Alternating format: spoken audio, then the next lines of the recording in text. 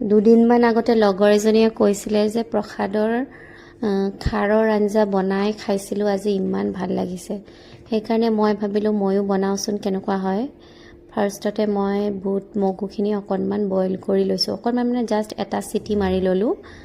তাৰপিছত কেৰাহীত তেল দি, তেলত একোৱে দিয়া নাই, ডাইৰেক্ট বুট মগুখিনি দি দিছোঁ, দি পেলাই অকণমান দেৰি ভাজিছোঁ। ভাজি লৈ উঠি তাতে মই একদম বেছিকৈ অলপ আদা আৰু জলকীয়া খুন্দি তাতে দি দিছোঁ। সেইখিনি অলপ দেৰি ধুনীয়াকৈ একেলগে ভাজি তাতে মই নিমখ দিছোঁ। নিমখটো সোৱাদ অনুযায়ী দি, হালধিটো দৰকাৰ নাই, সেইকাৰণে হালধি দিয়া নাই। তাৰপিছত সেইখিনি ভালকৈ অলপ দেৰি ভাজিলোঁ।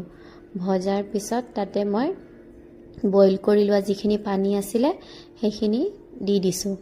দি উঠি তাতে মই দি দিছোঁ ধুনীয়াকৈ যোনটো খাৰ থাকে সেইটো মই মোৰ তাত মানে বনাই থোৱাটো থাকে, ঘৰত যোনটো বনাই সেইটো মই অকণমান দি দিছোঁ। দি উঠি ভালকৈ উতলিব দিছোঁ।